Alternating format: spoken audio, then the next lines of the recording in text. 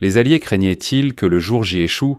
Bien sûr qu'ils s'en inquiétaient. Le jour J est totalement unique dans l'histoire militaire. Rien de tel n'a jamais été tenté auparavant. Les assauts amphibies sont les opérations militaires sur les plus difficiles, les plus virtuoses. Les Alliés préparèrent une opération d'une ampleur inédite, jamais vue auparavant. En un jour, 150 000 hommes devaient traverser la Manche et tenter d'obtenir une tête de pont en France. En embuscade, une série de défenses redoutables attendait, le mur de l'Atlantique d'Hitler. Les hommes devaient franchir mines, mitrailleuses et autres obstacles pour sécuriser une tête de pont. Beaucoup d'hommes allèrent à la mort. Avec le recul, nous savons ce qui s'est passé le jour J. Ce fut un immense succès, leur première étape sur le chemin de la libération de la France. Il est facile d'oublier que rien n'était garanti. Beaucoup de commandants avaient en réalité de sérieux doutes sur ce qu'ils faisaient. Certains pensaient que les pertes seraient inacceptablement élevées, d'autres pensaient que ce serait un échec total. Dans cette vidéo, je veux passer en revue toutes les choses qui les inquiétaient, depuis la météo qui risquait de dérouter les hommes jusqu'à un groupe particulièrement menaçant de division Panzer. Mais avant cela, voyons à quoi faisaient face les Alliés. L'impressionnant mur de l'Atlantique d'Hitler.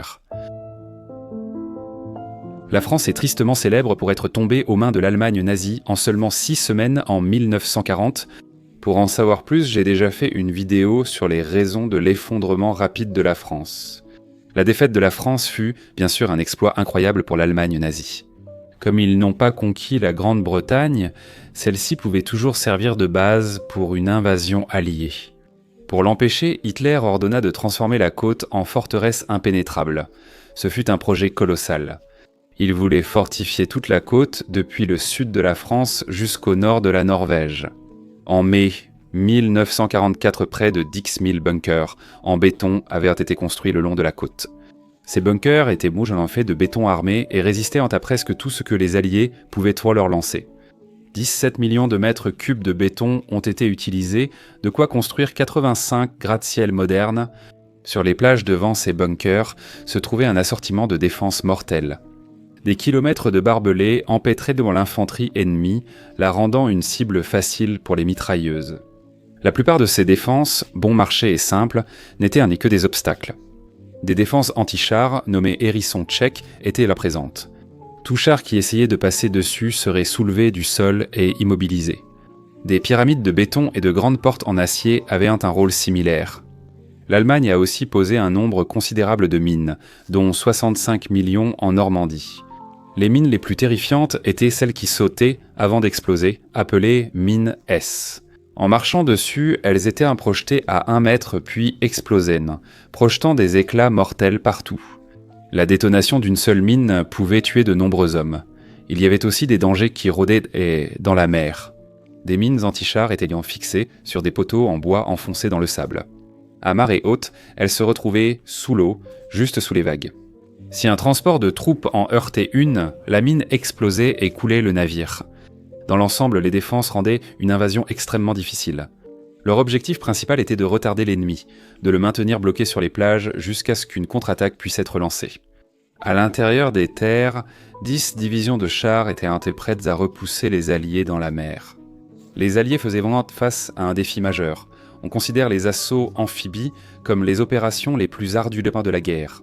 Réaliser une telle opération face à de telles défenses serait extrêmement difficile. Cela impliquerait des millions de personnes jouant toutes sortes de rôles différents. L'une des raisons pour lesquelles les Alliés étaient aussi inquiets était une tentative de débarquement amphibie 2 ans plus tôt dans la ville de Dieppe. Les Alliés pensaient que l'effet de surprise suffirait à gagner la bataille, mais cela s'est avéré être un échec spectaculaire. Ils n'ont pas étudié la pente et la géologie de la plage, n'ont pas bien planifié leurs itinéraires depuis les plages vers l'intérieur des terres et ne connaissaient pas suffisamment les fortifications allemandes.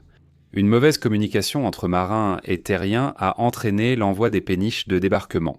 Lorsqu'il n'y avait plus de place sur la plage, 29 chars ont bien débarqué, mais ils étaient à peine capables de se déplacer à cause de la surface meuble de la plage. Sur les 10 000 hommes impliqués, environ 3 000 ont été tués ou faits prisonniers.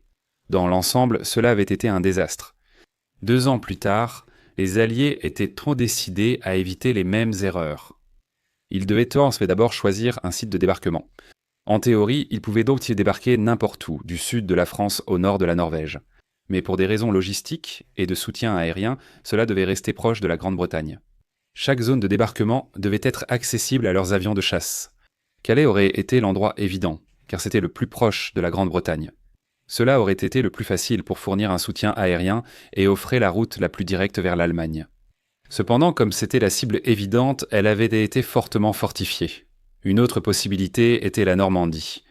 La Normandie possédait de vastes plages idéales pour le débarquement de troupes et de matériel.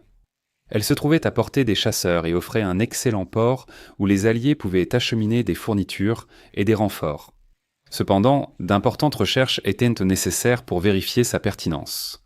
La Royal Air Force a mené plus de 3000 missions de reconnaissance pour photographier les plages. Les Alliés voulaient tout savoir sur chaque centimètre du terrain. Quelle était la pente de la plage? Quelles étaient maintenant les défenses allemandes et les routes pour pénétrer à l'intérieur des terres? Sur tous ces points, la Normandie a été jugée appropriée. Les citoyens britanniques ont été invités à envoyer leurs photos de vacances en France pour aider les planificateurs à reconstituer le terrain. Une autre question cruciale était de savoir quel type de sable il y avait. Souvenez-vous que lors du raid de Dieppe 2 ans plus tôt, les galets meubles avaient empêché de nombreux chars alliés de se déplacer. Cela ne pouvait absolument pas se reproduire. Le sable devait être capable de supporter le poids des chars. Pour garantir cela en Normandie, les Alliés devaient envoyer des hommes prélever des échantillons de sable. Cela s'est produit 6 mois avant le jour J. 2 hommes du génie royal ont voyagé dans une petite embarcation jusqu'au large des côtes normandes. Munis d'un couteau de commando et d'un pistolet, ils ont nagé jusqu'à la rive. Là, évitant de justesse d'être découverts par les Allemands, ils ont prélevé des échantillons de sable et sont retournés à la nage jusqu'à leur embarcation. Le sable convenait. Le jour J se tiendrait en Normandie, choisi pour le débarquement. Les Alliés pouvaient y commencer l'une des parties les plus importantes de leur stratégie pour tromper les Allemands, sur le lieu de l'assaut. Les Alliés ont fait semblant de vouloir attaquer à différents endroits. Pour simuler une attaque norvégienne, ils ont créé une fausse armée en Écosse et émis de faux signaux radio pour simuler un renforcement militaire. Il y a même eu des raids de bombardement sur des cibles militaires et industrielles. Cette tromperie a peut-être réellement trompé les Allemands en leur faisant croire qu'une attaque pouvait avoir lieu là-bas. Hitler a maintenu 40 000 hommes en Scandinavie. Les Alliés prévoyaient aussi de faire croire aux Allemands que l'invasion aurait lieu à Calais. Ce n'était pas difficile puisque Calais était la cible évidente. Les Alliés ont créé le célèbre et totalement fictif premier groupe d'armée des États-Unis qui était censé être dirigé par le célèbre général américain George Patton. Patton était le général le plus redouté des Allemands. Il était féroce et giflait ses soldats souffrant de chocs des obus. Un grand effort a été consacré à cette fausse armée. Des avions et chars factices ont trompé les avions de reconnaissance allemands. Des bâtiments ont été construits pour simuler une armée réelle. Tout cela reposait sur un espionnage étonnant et impressionnant. L'histoire la plus célèbre concerne l'Espagnol Juan Pajol Garcia, alias Garbo. Il a tellement bien convaincu les nazis qu'il travaillait pour eux qu'il a reçu la croix de fer de la part d'Hitler. Il leur a fait croire qu'il dirigeait un réseau d'espionnage de 27 agents au Royaume-Uni, et beaucoup de ces rapports étaient contenus personnellement par Hitler. Garbo a joué un rôle énorme en persuadant les Allemands que l'attaque aurait lieu à Calais. C'était incroyablement important et précieux pour les Alliés. Même après le débarquement en Normandie, les nazis continuaient de croire qu'il ne s'agissait que d'une diversion et que l'attaque principale viendrait ensuite à Calais. 22 divisions y sont restées pendant des semaines après le jour J. Une autre partie clé du plan était d'affaiblir les positions allemandes par des bombardements, commencés en juin 1943, un an avant le jour J. Bien sûr, elle a augmenté de façon spectaculaire à l'approche du jour J, au cours des 2 mois précédant le jour J. Les Alliés ont largué près de 20 000 tonnes de bombes sur la France, soit plus de 10 fois la quantité larguée par les Allemands sur Londres durant le Blitz. L'une des principales cibles était la Luftwaffe, l'armée de l'air allemande. Les Alliés avaient absolument besoin de la supériorité aérienne le jour J, donc la Luftwaffe devait être totalement neutralisée.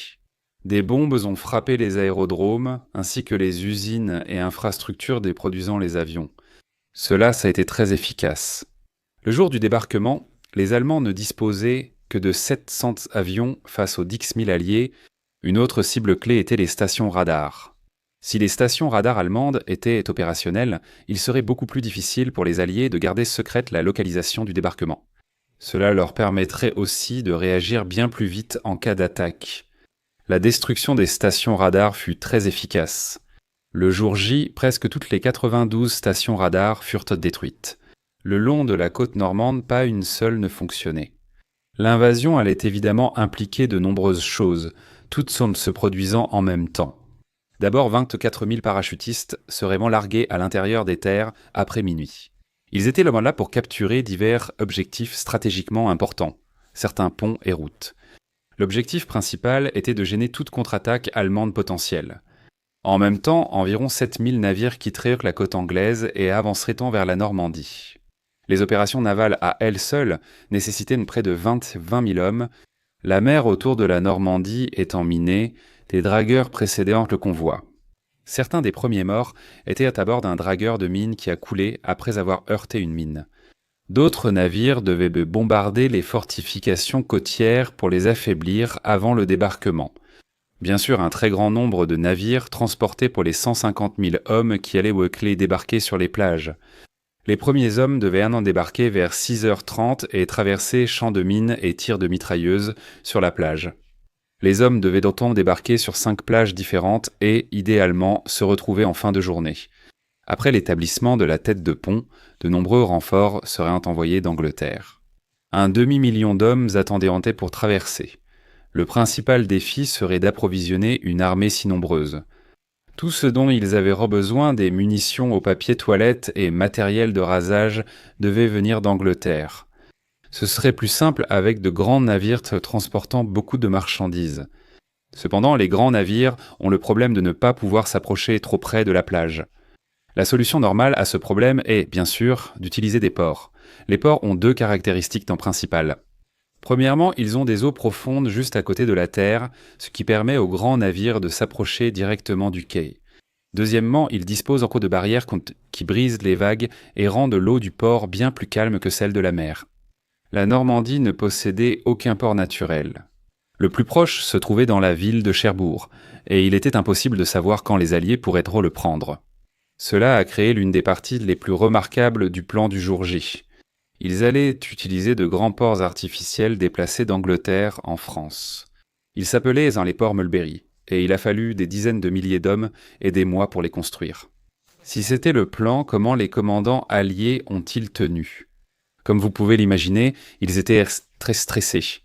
Malgré tous leurs efforts pour réussir, ils savaient qu'un échec restait possible. Le Premier ministre britannique, Winston Churchill, était très nerveux. Dans une lettre à Franklin Delano Roosevelt, il écrivit « Je ne doute pas de notre capacité à débarquer et à nous déployer. Je suis cependant profondément préoccupé par la situation qui pourrait survenir entre le 13e et le 16e jour. Mon cher ami, c'est de loin la plus grande chose que nous ayons jamais tentée. » Le commandant militaire le plus haut gradé de la Grande-Bretagne avait de sérieux doutes sur l'ensemble du plan. Il a écrit « Je suis très inquiet pour l'opération. Au mieux, cela ne répondra pas aux attentes de la majorité des gens qui ignorent tout de ces difficultés. Au pire, ce serait peut-être la pire catastrophe de la guerre. » Le chef d'état-major de l'armée de l'air britannique était également pessimiste. Il était convaincu que le largage des parachutistes serait un échec total et entraînerait d'énormes pertes en hommes et en avions. Il répétait à Eisenhower, commandant suprême, que cela échouerait. Cela n'a fait qu'ajouter à l'énorme anxiété d'Eisenhower et l'a amené à douter de son propre courage et de son jugement. Eisenhower lui-même était tellement stressé qu'il enchaînait les cigarettes. La veille de l'invasion, il a même rédigé un discours qu'il prononcerait en cas d'échec. Il a écrit « Nos débarquements ont échoué à établir une tête de pont. J'ai retiré les troupes. Ma décision d'attaquer à ce moment-là était fondée sur les meilleures informations disponibles. Les troupes, l'aviation et la marine ont fait tout ce que le courage et le dévouement au devoir pouvaient accomplir. Si une quelconque faute ou responsabilité doit être attribuée à cette tentative, elle m'incombe à moi seul. Si l'opération avait échoué, cela aurait été une catastrophe difficile à surestimer. C'était en partie parce que tous anticipaient la guerre froide. À ce stade, il était évident que les États-Unis et l'Union soviétique deviendraient des adversaires pour la domination mondiale. Les soviétiques déprogressaient rapidement en Europe depuis l'Est. Ainsi, plus les Alliés mettaient de temps à envahir le continent, plus une grande partie de l'Europe tomberait sous le communisme. La pire chose qui pouvait arriver le jour J, c'était que les troupes ne parviennent pas à sécuriser une tête de pont et soient complètement repoussées dans la mer. Cela signifierait bien sûr une perte de vie humaine stupéfiante. des dizaines de milliers d'hommes mourraient. Si cela arrivait, les Allemands se renforceraient et il faudrait peut-être attendre 1 an avant de tenter une nouvelle invasion. Cela laisserait aux Allemands le temps de poursuivre les bombardements de l'Angleterre avec leurs V1 et V2. Encore plus effrayant, cela donnerait du temps au plan nazi pour créer une arme nucléaire. Il faut rappeler que les Alliés ignoraient à quel point les Allemands étaient proches d'y parvenir. Le coût financier colossal du jour J exerçait une forte pression sur les ressources alliées, rendant son échec impossible. Environ 2 millions de personnes étaient impliquées. Cela dit, garantir le succès était extrêmement difficile. Toute cette opération gigantesque devait fonctionner comme une horloge. L'échec d'une attaque pouvait compromettre le succès d'une autre. Chaque commandant était parfaitement conscient que la moindre erreur de sa part pouvait coûter des vies. La moindre erreur risquait de les rendre responsables du sang de milliers d'hommes. Potentiellement, leur réputation serait ruinée pour le reste de leur vie. Pour ces hommes, dont beaucoup jouissaient d'une grande réputation et d'une grande notoriété, il y avait beaucoup à perdre. Alors de quoi exactement les commandants alliés s'inquiétaient-ils ? Qu'est-ce qui les empêchait de dormir la nuit ? Eh bien, avec un plan aussi énorme et complexe que le jour J, il va sans dire qu'il y avait un nombre presque infini de choses qui pouvaient mal tourner. Les Allemands avaient-ils été trompés avec succès sur l'emplacement, ou avaient-ils d'une manière ou d'une autre découvert où cela aurait lieu et l'avaient-ils fortifié plus que ce que les Alliés savaient ? Il fallait absolument battre le minimum de troupes allemandes en Normandie pour que le plan marche. Une autre inquiétude était de savoir si les Allemands pourraient nous lancer une contre-attaque dévastatrice. Même après avoir établi les têtes de pont, les Alliés resteront vulnérables plusieurs jours après les débarquements. Même quelques divisions de chars atteignant la zone dès les premiers jours pourraient rendre la situation très difficile. Une autre inquiétude majeure était l'existence de défenses inconnues. Par exemple, les Alliés ont découvert très tardivement la présence de mines anti-chars sous l'eau. Cela signifiait qu'à la dernière minute, ils ont dû changer de plan. Ils ont dû changer l'heure à laquelle l'attaque aurait lieu. Ces mines obligeaient les Alliés à débarquer à marée basse, ce qui signifiait un débarquement 2h30 plus tard que ce qu'ils avaient initialement prévu. Cela a ensuite dû être de nouveau modifié sur l'une des plages lorsqu'ils ont découvert qu'il y avait des Hautes-Fontaines rocheux. Là, ils devraient m'en débarquer à mi-marée.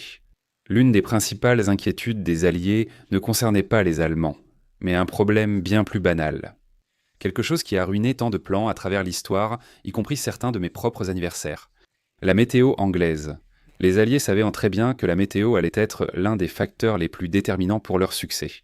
Les opérations aériennes exigeaient un ciel clair. S'il y avait des nuages, les avions ne pourraient pas voir où ils larguaient leurs bombes et leurs parachutistes. On peut voir que c'était une préoccupation valable d'après ce qui s'est réellement passé le jour J. Sur une plage, la couverture nuageuse a fait larguer les parachutistes au mauvais endroit. La météo causait un grand stress aux planificateurs. Ce n'est pas seulement parce qu'ils n'avaient aucun contrôle, mais aussi parce qu'il est impossible de prévoir la météo avec certitude. La météo est imprévisible et les prévisions ne peuvent être que probabilistes. Ce qui ajoutait au stress de tout cela, c'était le fait qu'il n'y avait que quelques jours par mois qui étaient adaptés à l'opération. Les bombardiers avaient là besoin d'une pleine lune pour pouvoir voir leurs cibles. Les marées devaient également être favorables. Cela signifiait que si la météo n'était pas favorable durant les rares jours propices selon la lune et les marées, toute l'opération aurait dû être retardée de plusieurs semaines. Cela peut ne pas sembler si grave, mais cela aurait été une catastrophe. Des centaines de milliers d'hommes étaient sur des charbons ardents en attendant que cela se produise. Beaucoup attendaient sur des navires incroyablement exigus. Un tel retard aurait gravement affecté le moral. De plus, il serait devenu de plus en plus difficile d'empêcher les Allemands de savoir où l'attaque allait avoir lieu. Garder le secret aurait été difficile. Heureusement pour les Alliés, ils n'ont finalement retardé que d'une journée et non de plusieurs semaines. Le jour J était prévu le 5 juin, mais les 6 et 7 étaient aussi envisagés. Ensuite, ce serait impossible pendant des semaines, selon les prévisionnistes météo. James Stagg, chef de l'équipe de prévision météorologique, devait indiquer à Eisenhower quand lancer l'opération. Stagg avait l'un des emplois les plus stressants de tous les planificateurs. Il devait présenter à Eisenhower des prévisions pour les 3 jours. Aucun prévisionniste de son équipe n'arrivait à s'accorder sur la météo, même pour une journée. Les autres planificateurs ne semblaient pas avoir beaucoup de sympathie pour la position peu enviable de Stagg, qui était tenu responsable de choses qui, en grande partie, relevaient du hasard. À la réunion, Eisenhower demanda directement à Stagg « Eh bien, Stagg, qu'avez-vous pour nous cette fois ?» Certains étaient pires, proches d'un du sadisme. Un lieutenant lui lança Bach d'être bonne chance, Stag. Rappelez-vous, on vous pendra un réverbère si vous lisez mal les présages, d'accord? Lors de la réunion, Stag a dit que le temps allait s'aggraver considérablement le 5. Quand Eisenhower lui a demandé ce qui allait se passer les 6 et 7, il a dû admettre qu'il ne savait tout simplement pas. Suivant ce conseil, Eisenhower a reporté le jour J qui n'aurait donc pas lieu le 5. Étant donné que Stag avait prédit que le temps serait mauvais, il se retrouvait maintenant dans une position où, si le temps n'était pas mauvais, il finirait humilié. Il aurait pu faire perdre aux Alliés leur meilleure opportunité avec sa prévision incorrecte. Cela semblait effectivement être le cas. Le 4 au réveil de Stag, le ciel était clair et le vent faible. Avait-il fait manquer aux Alliés leur meilleure opportunité ? Au petit déjeuner, il ne pouvait pas affronter les autres officiers. Heureusement pour la conscience de Stag, cela n'a pas duré. Au fil de la journée, le temps est effectivement devenu très mauvais. Stag avait eu raison de préconiser le report. Le report a tout de même causé d'énormes problèmes. Que deviendraient les dizaines de milliers d'hommes entassés sur leur péniche? Ils ne pouvaient sûrement pas y rester ces 24 heures. De nombreux navires envoyés doivent être rappelés pour refaire le plein de carburant. Certaines petites péniches de débarquement n'avaient même pas de radio, donc injoignables. Des navires plus grands ont dû être envoyés pour les ramener.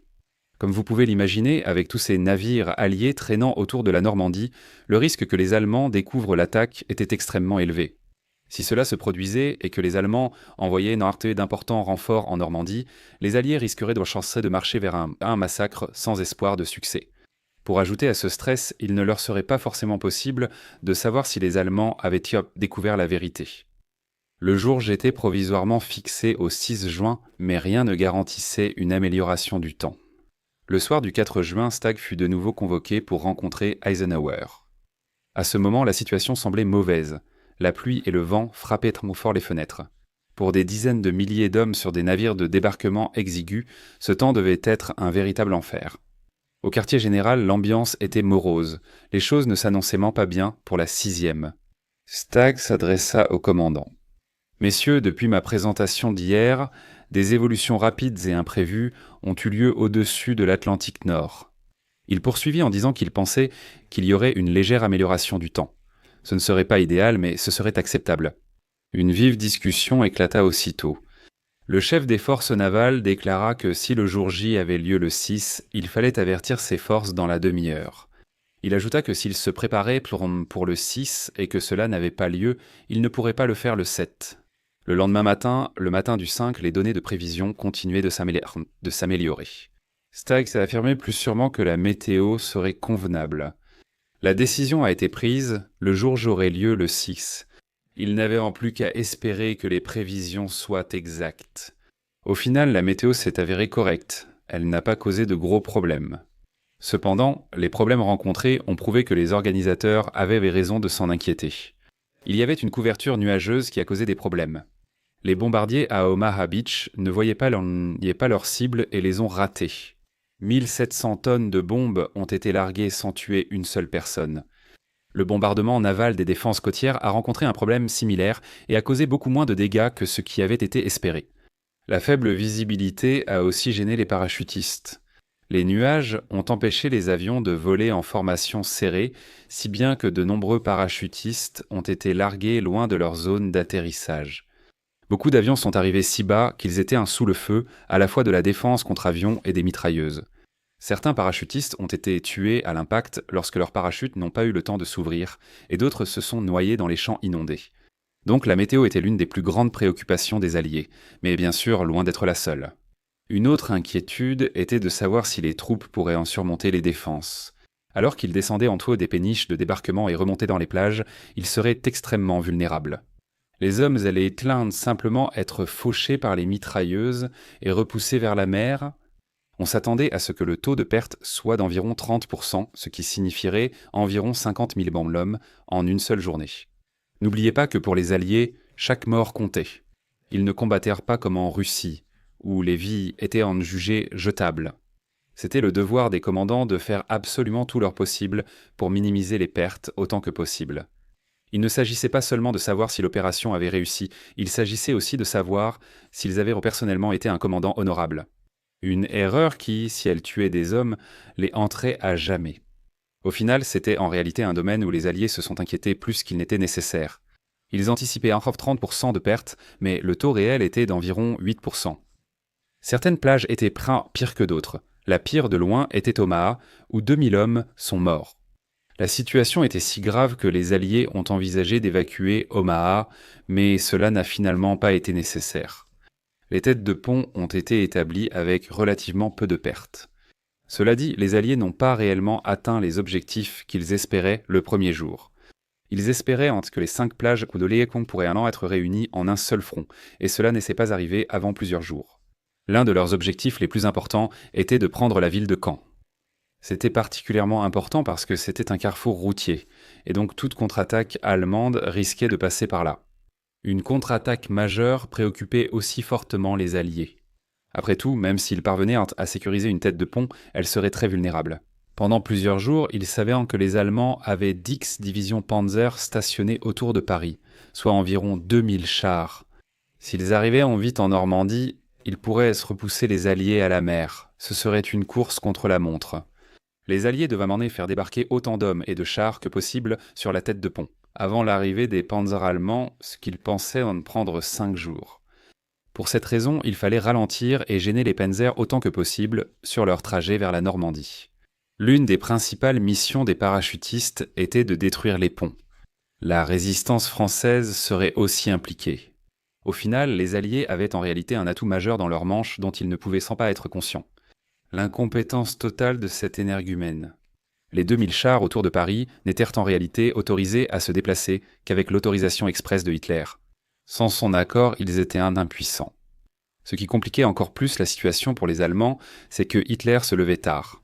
Il se réveillait tard et n'aimait pas être réveillé sans raison. Même pendant le déroulement du jour J, personne n'osait le réveiller. Ce jour-là, il s'est réveillé à midi, près de 12 heures après le début de l'invasion, et n'a toujours pas réagi vite. Les panzers autour de Paris n'ont été envoyés qu'à environ 16 heures. Même à ce moment-là, ils ont dû avancer extrêmement lentement, parce qu'il faisait jour, donc ils étaient vulnérables aux bombardements alliés. Ils n'ont pu avancer qu'à la nuit tombée. Ces panzers n'ont rejoint la bataille qu'après 2 jours entiers, ce qui a été une bénédiction énorme pour les Alliés, leur donnant un temps extrêmement précieux. À ce moment-là, ils avaient largement assez de force en Normandie pour les repousser. Avec les Alliés établis en Normandie, la défaite de Hitler était un pas de plus vers la réalité.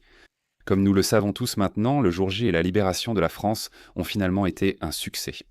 Cela coûterait un nombre énorme de vies, mais finalement l'empire nazi tomberait. Toutefois, il faut se rappeler que cela n'a pas toujours été acquis. Si certains événements avaient été différents, nous pourrions voir le jour J comme l'un des plus grands désastres militaires. Heureusement, ce n'est pas arrivé. Pour en savoir plus sur la manière dont l'Allemagne a affronté son passé après l'Holocauste, abonnez-vous. Parce que je suis en train de faire une vidéo à ce sujet et elle sera bientôt mise en ligne. Merci beaucoup d'avoir regardé.